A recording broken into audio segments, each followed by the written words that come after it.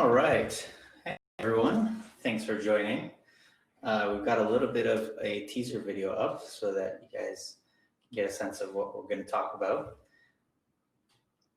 And we're just waiting for the time to strike 20 so that we give everyone a chance who wants to join, come on in.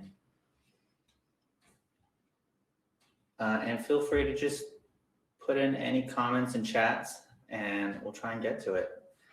As well as just tell me feedback, hey, I don't hear you, or what the hell is this about? All those things are valid questions. All right.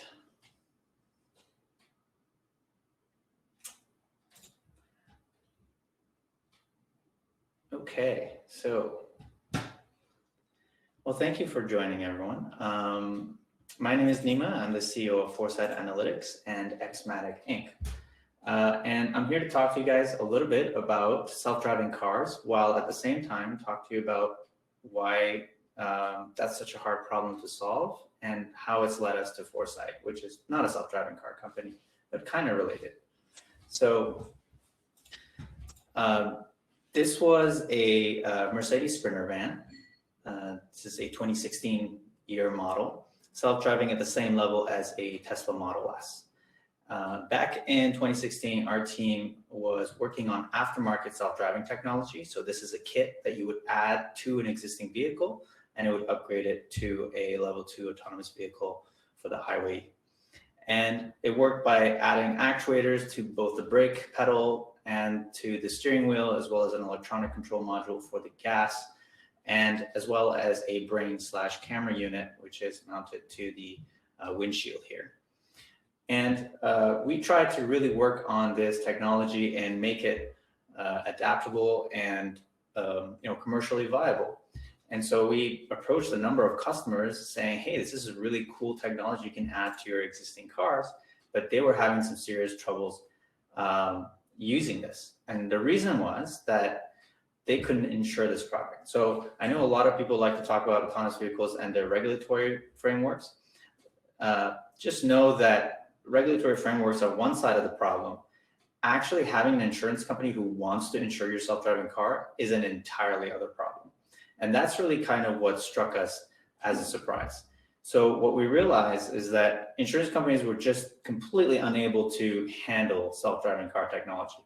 We offered to them to, share our video, share our analytics, our measurement tools, our parameters for knowing our models are working well. And they basically said, whoa, we don't know what any of this stuff means and how we're going to use it. And what they also told us, because we were in the commercial auto space, is that they were already losing money on commercial auto insurance, which means they were having a really hard time assessing just human driving as it pertains to risk, let alone all of a sudden autonomous vehicles. So it became paramount to us to try and solve that problem, which was insurance for commercial auto. And that's kind of where the pivot goes from Xmatic to Foresight Analytics, and that's where we started that company. So I want to kind of give you guys a little bit of a background, a technical background as to how we solved the autonomous vehicle problem for level 2, and then go from there as to what we're trying to do with Foresight. So here, and that's just kind of the teaser video I showed a little bit, is how we trained our steering wheel model. So this is lateral control for level 2 autonomy. And the way this works is a complete end-to-end model. So we never told the model anything about lanes, anything about side curves, or anything of that nature in order to steer the car. We simply showed it other people steering the car. So the output of this model is literally steering wheel commands. And you can see that with that blue line on the output of this screen, which is what the model is trying to do to keep the car in the center of the lane. And you might ask, well, how does it know what to do if we haven't defined lanes? Well, it understood lanes on its own and understood that those features are significant in order to steer the car, especially on the highway. So when we dug into the network and we tried to back project basically what we saw in terms of activations of neurons to the image that was feeding it, we found that the model was actually seeing lanes in its own way. And that's kind of what you're seeing in this middle of the network image representation of what it's actually looking at or paying attention to.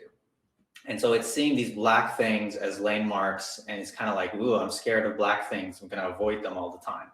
And so that's what you see when it's trying to do a steering output. It's actually still doing lane recognition, except that it's not explicit lane recognition. It's not something we told it to do. It's just kind of, what are the features that are significant to this problem? And it tried to solve it.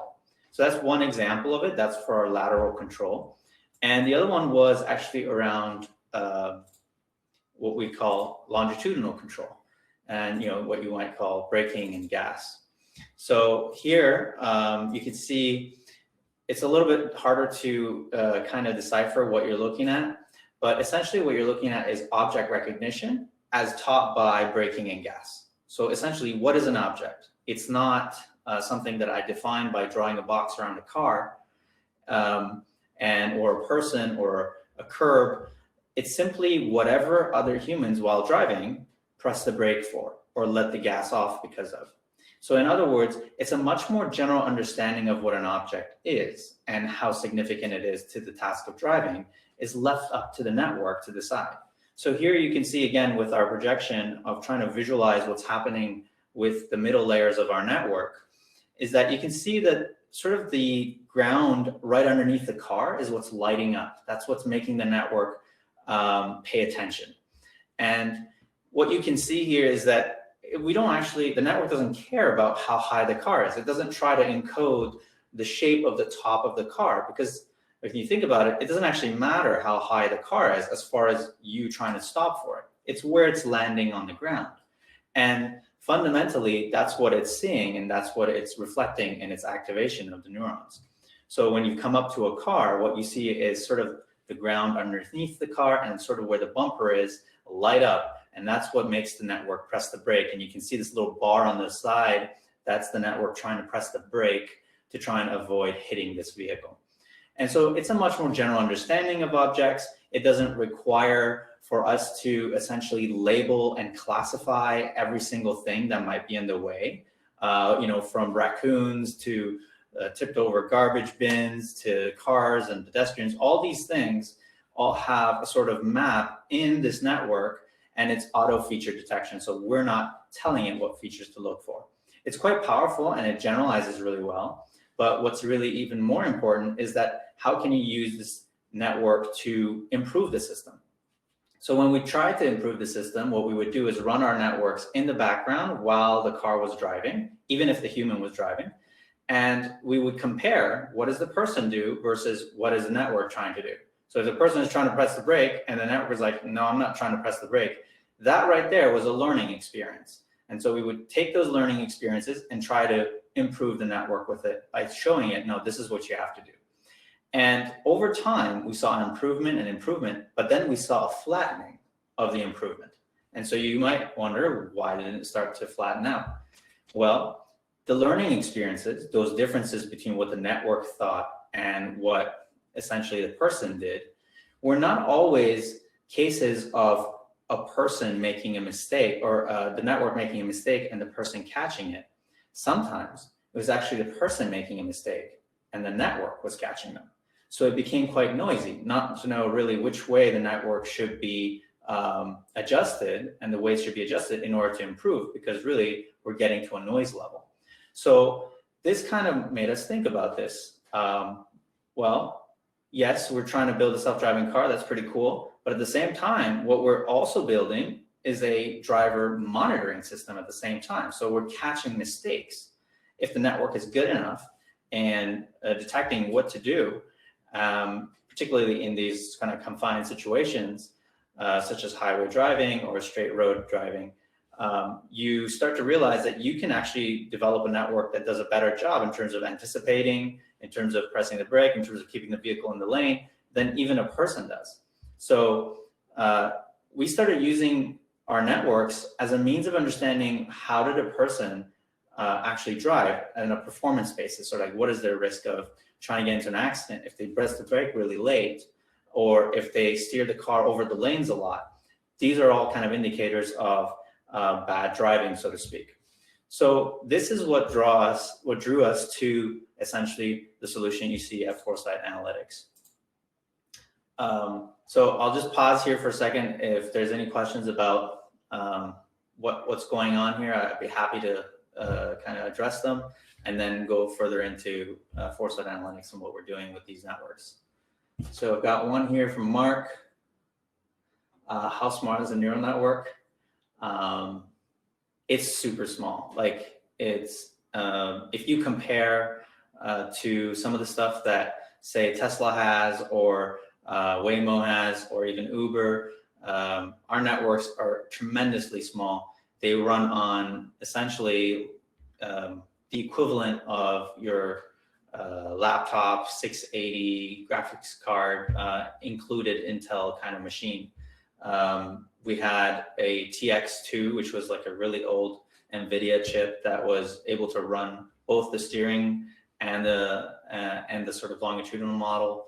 And so, you know, essentially they're very compact models. That's one of the beauties of doing it this way, is that you don't have to have a defined definition of those lanes, but also you don't need to have a huge network, because you're not trying to impart all of these features that are essentially really, really human interpretations of the scene, as opposed to what is actually significant to driving.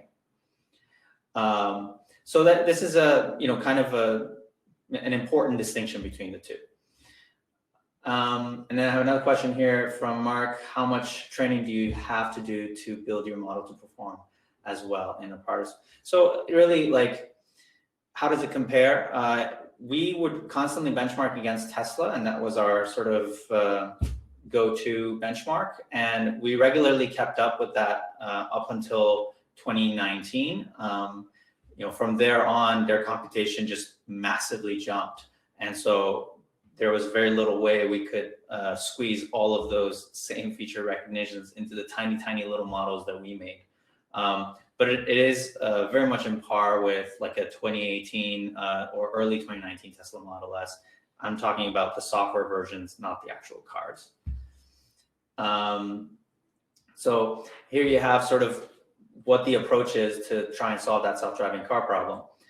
Now, we took that approach and also realized the business problem, which was that most of these commercial products, like vehicles driven by DHL or FedEx, simply these companies are unable to insure this stuff because they're very risk prone. They're not going to just take it on. A Tesla allows you as an individual to take on the risk, and you may be able to do that, no problem, you're okay with it. But a big corporation isn't quite as happy to take on that risk without explicit writing by an insurance underwriter that says, hey, we're okay with you using this technology. And that was just not happening because insurance companies didn't understand any of this stuff. They're simply very risk averse, and anything new is a risky thing. So simply put, we wanted to give insurance companies the tools necessary for them to be able to operate into the autonomous future. And in order for you to do that, you have to be able to evaluate driving, not just based on, hey, how old are you and how many tickets you've got, but just based on how you drive, like your driving performance. And so this was the key ingredient, we thought, in order to give insurance companies an ability not to just do a great job in assessing human risk and human driving, but also to adapt the exact same thing to autonomous vehicles. Because if they want to insure autonomous vehicles, how can you decipher between one autonomous vehicle versus the other if you don't have an objective measurement tool that gives you a differentiating factor between them? So this is a really important point about why it's so important to have some method of measuring human or robotic driving performance. And that's what Foresight's about. So essentially, we use these connected dash cams, and this is an example of one right here. This is the Hawk unit, our own development. It's got a camera on the outside right there. It's got a camera on the inside, watches the driver, some infrared lighting for night, and it just attaches to the windshield. And this then plugs into your OBD2 board.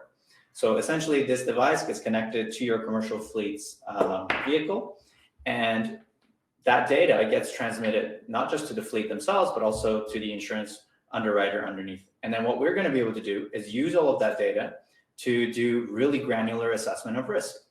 And so that's what Foresight Analytics provides, a portal and a platform in order for you to understand risk, simply by watching drivers drive.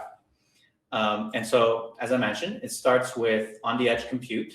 You can see here that the model is detecting both, road conditions like wet road, as well as the performance of the driver in keeping the car in the lane, which in this case, they're not doing such a great job of, or other things like following too closely, lane changing without signaling, and things of that nature. And so many of these things are coming through because our models are essentially driving in the background. And so what you see is all of that data coming through the vehicles and through these kind of connected devices to our platform. Our event detection and environmental detections run on the footage that is significant. So, there's thousands of kilometers of driving, but not all of it is significant as it comes to understanding risk. Most of it is quite boring and there's nothing to see. So that's why it's really important to have that edge compute that can kind of extract what is really significant and then run more models on those things in order to come up with what we call a collision prediction model. And this is essentially telling us what is the likelihood of this driver with this device or car getting into an accident per kilometer driven. And then we combine that with the driving hours of that person. We use facial recognition to understand who the driver is in the fleet. In many fleets, there's multiple drivers for a single vehicle, so that's really important. And then we give you the final sort of probability of collision for the entire fleet. And then we compare that to industry-wide or population-wide metrics to understand your final risk score. And that's basically what's going to determine your premiums, but also what's going to tell you how to reduce your premiums, because you're going to know, oh, the reason I'm having a lot of risk is because my drivers are constantly tailgating. And if I could just reduce that, I'm going to have a lower risk, I'm going to have lower premiums, but also I'm going to make the road safer because my drivers aren't tailgating as much. So it's really important to be able to actually feed that back into the operations of the fleet. I don't want to bore you with all this kind of financial stuff because I don't think it's as fun or interesting, especially for the technical minds here. So I'm just going to skip right over that. And our mission here is to essentially make roads safer. And you can do so by enabling us to understand what is risky driving, what is it that puts us at risk. And then finally, if autonomous vehicles are a reality and are going to come, the only way you can establish yourself as an insurance company of the future is to also be able to insure them. And the only way you can do that is to have a system that really truly understands and measures driving performance. And so insurance companies need the foresight to be able to actually see what's coming, and that's what we're here for. So with that, I'm just going to take a few more questions and see what else we can talk about. I can talk about the banner. It's Xmatic banner. Like, we've gone through 10 logos. It's crazy. I don't know why, but everyone comes along and say, yeah, I don't like the logo, and then we change it. I don't know why, but that's just kind of what happened a few times. What is the purpose of the driver-facing camera? So that's really important. So while the driving behavior of a person can be kind of seen as purely what happens on the road, and that's really important, as far as fleets are concerned, a big part of their kind of operations is also understanding what the drivers are up to. These are their vehicles. These are not individuals' cars. So we're not like spying on individuals and consumers. This is a professional vehicle that's essentially doing, it's an office space for a person to do their job. And in that context, it can be quite useful to know what's happening inside the cab. And more importantly than that is hours of service. So there's regulations that essentially force all commercial fleets to monitor the number of hours each driver spends driving and to keep them under certain limits, because you want to make sure your drivers are not tired and not overworked, putting a danger on the road. And so most of the time what happens is these drivers have to punch in a whole bunch of things on these solutions that involve checking in and checking out, saying, hey, I'm here, I'm driving, I'm on the clock, or I'm off the clock. And then all those things are getting tabulated in order to know how many hours you drove. Now, we want to just make this super easy to do. You just get in the car and you drive, and the facial recognition system for the interior camera could just tell you, hey, it's Mark driving, and you know what? Those are the hours for Mark. And so it's kind of just making that whole thing much more seamless. And that's one of the real reasons behind the interior camera. Obviously, added to that, distracted driving and all the other things that you can also extract from it. All right, let's see. Mark's got a lot of questions. Can you work positively influence the insurance rates set by the FSRA to save insurance holders money? So yeah, so we think, especially on commercial auto, we can make a huge dent. Commercial auto is really expensive. I don't know if people know. People think like their insurance rates are high.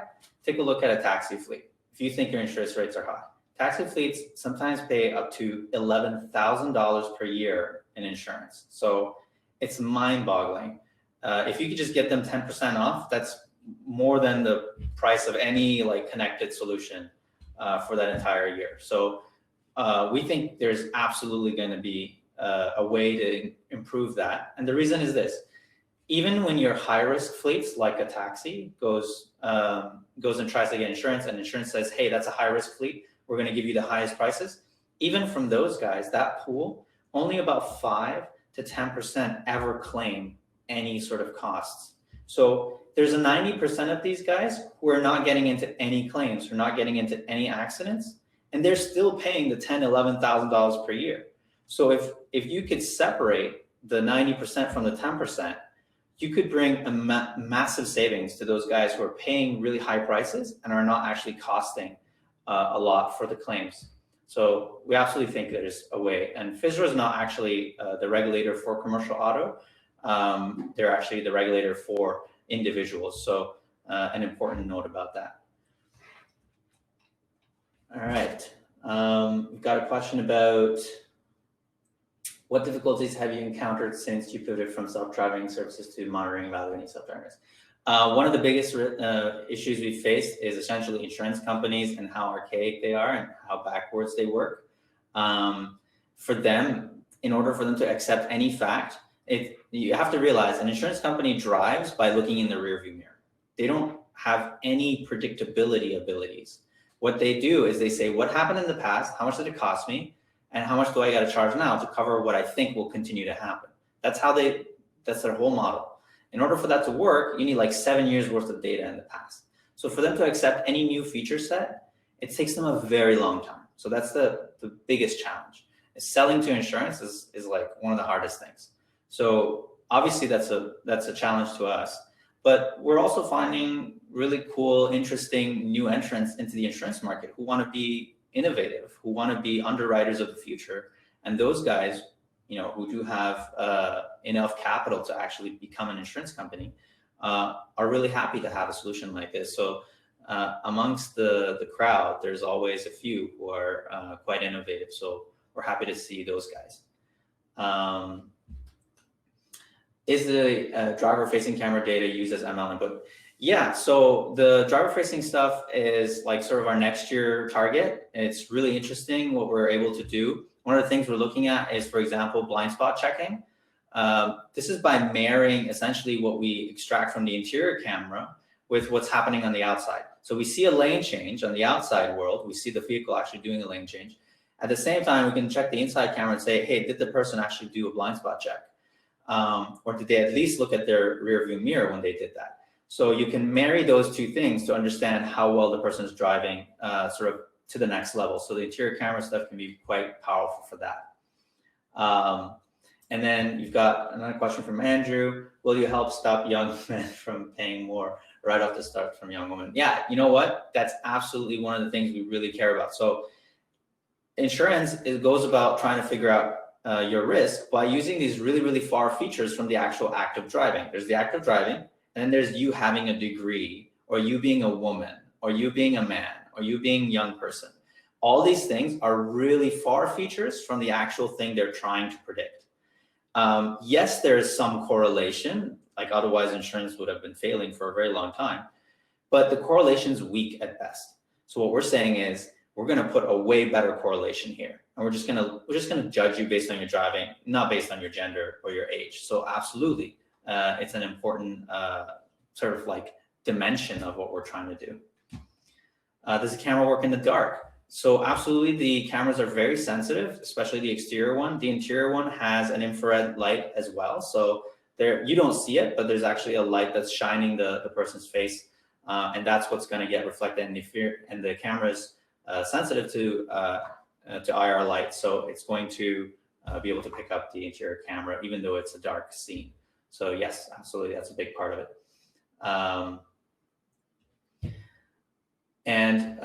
Finally, have there been any lessons learned from the model in terms of the most common mistakes drivers make?